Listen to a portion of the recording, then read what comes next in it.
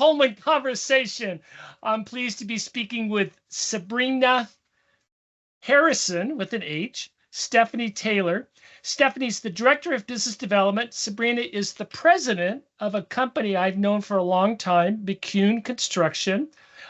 You don't look like Joe and Steve. What happened?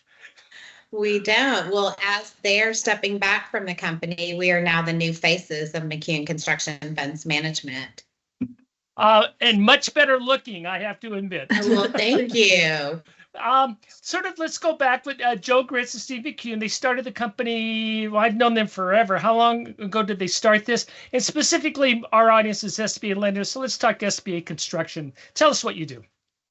So we manage funds on construction loans, whether it be SBA, conventional, or USDA.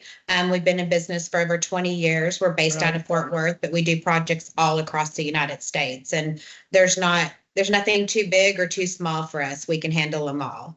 Well, very good. Well, let's start with the 101, then I want to get to more of the transition.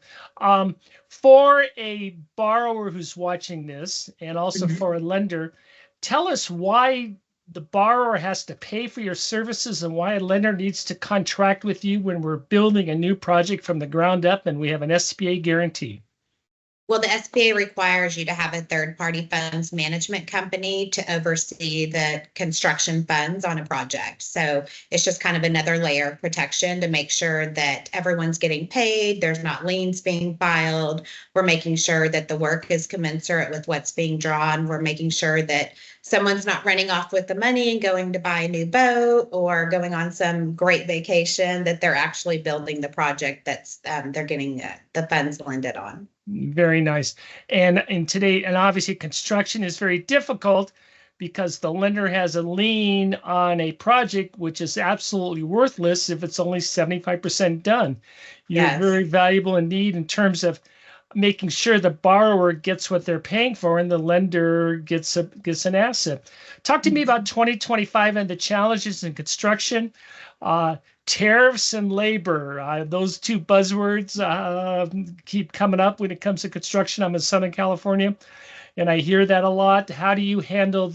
I know there's over the 20 years, there's been many challenges, but this is what we're facing today. Tell me how you handle that.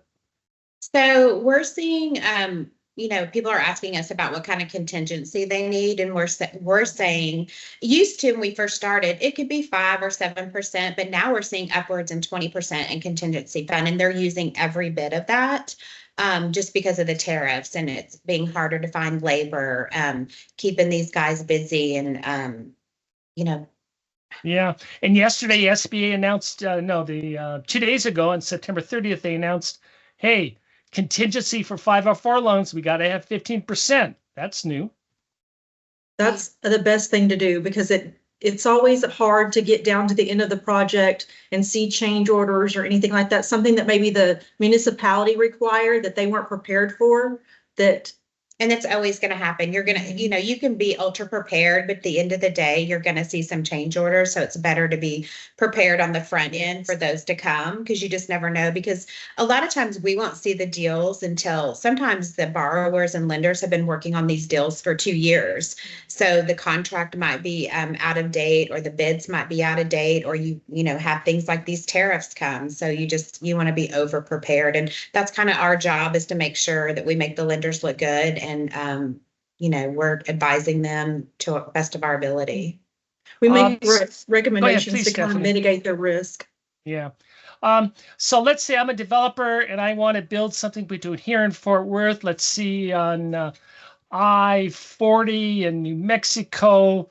Let's go east of Albuquerque. And I come knocking on your door. I got the lender saying we're willing to lend you the money, Bob, to build something.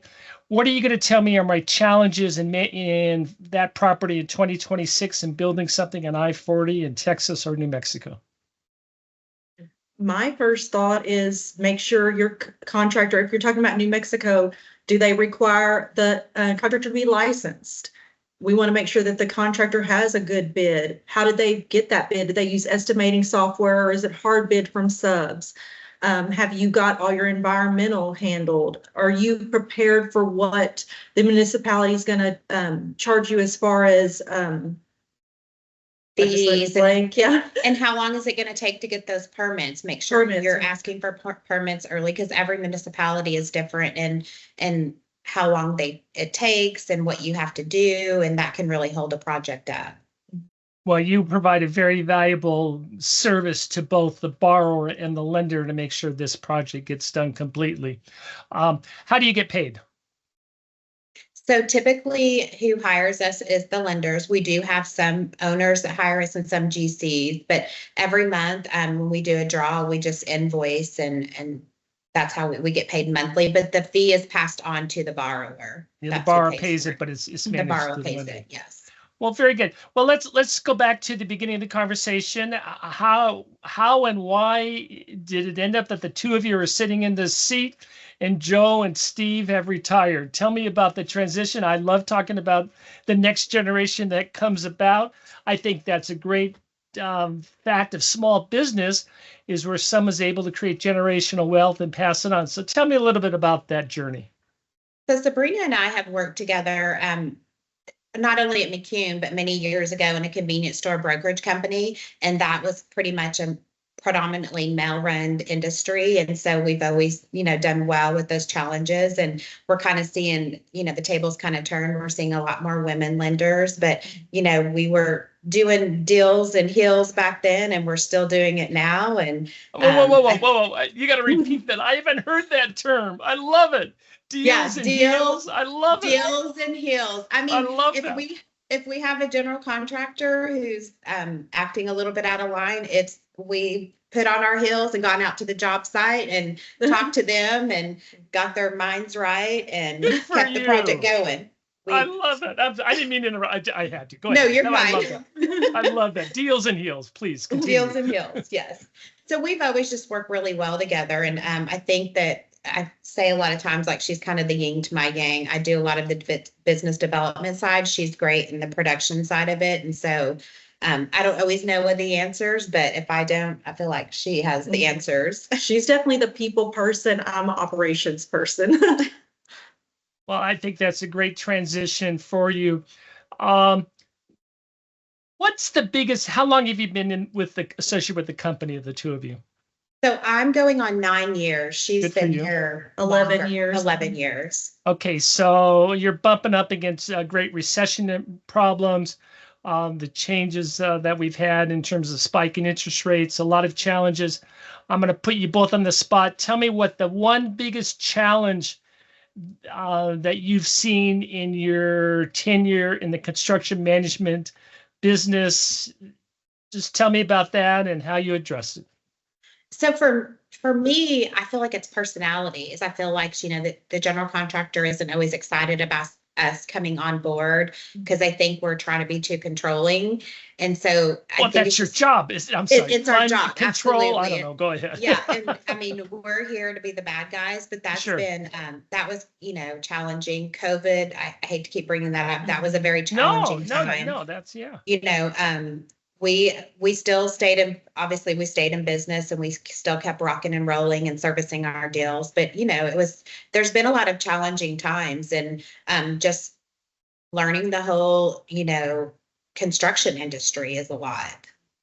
We had a lot of lenders that they really did a great job during COVID. They weren't building as many hotels or C-stores as we were seeing in the past, but they started doing finish outs in restaurants and things like that. So they were working out there, and that allowed us to stay busy because they were bringing on the deals, and those deals still need monitoring. They're still likely to have risk associated with them and things like that. So they needed to be monitored, and we worked with those. Those were great. Those are actually fun. Those are 120-day projects. We see a lot of people who come in and we're helping them build their dream. And so especially something personal like a restaurant or a yoga studio or something like that, those are exciting because they're small businesses. The owners are involved a lot with the construction, or we get to talk to them. They're involved in each draw. So during COVID, like she mentioned, those lenders were hustling. And so they were bringing on those deals, and we still see them. They kind of moved over that. We still see them building those. We're seeing hotels, C-stores, manufacturing. We have a lot of manufacturing going on right now, which is very exciting. Mm-hmm. So we just kind of we work with the lenders a lot. Everybody's Sure. trying to figure out how to get deals and how to maintain business. And so that's kind of what. Yeah, and do it prudently. That protects the borrower, protects Exactly. the lender. And no, absolutely. Well, this has been a great conversation. I want to conclude with this. The one constant we know is change. And projecting out, I'm going to ask each of you, what is the one challenge that you think is on the horizon for your particular business?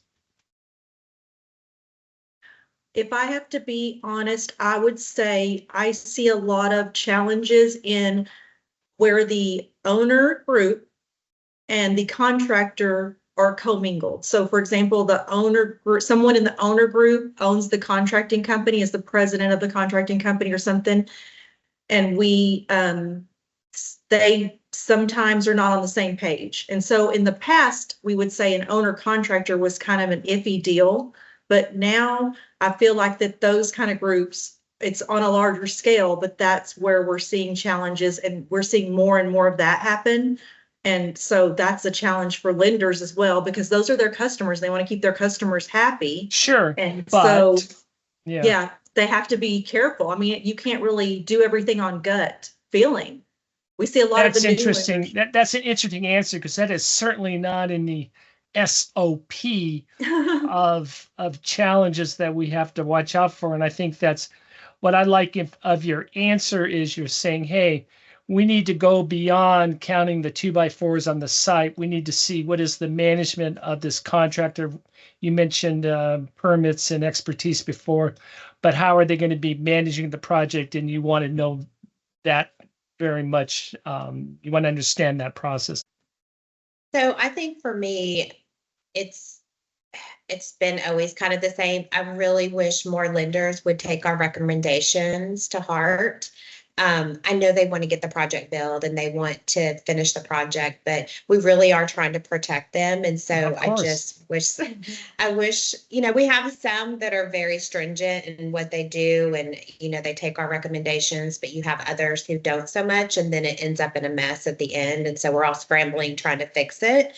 So I wish that more often than not that they would take, we really know what we're doing. So we're not just trying to be difficult or just, doing a one-off. We really know what we're doing. And so please listen to us. So you're saying in an age of AI and email and phones and everything, that what you really want to solve is the interpersonal communication between you and the parties to make sure you're all on the same page. Boy, that sounds like, that sounds old school, Sabrina.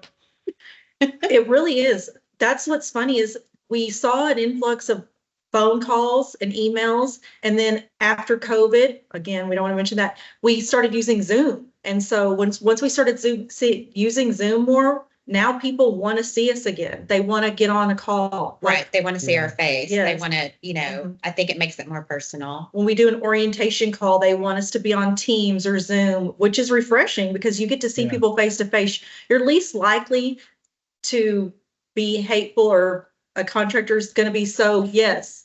So in our industry, I feel like it's really about building relationships. So anytime we can see someone face to face, I think that we can bridge that gap even more. Yes. Just to kind of make that connection. And sometimes, like Sabrina saying, if you see them face to face, you're less likely to be so angry. Whereas a lot of people hide behind the screens. Let's solve the problem. Yeah. Right.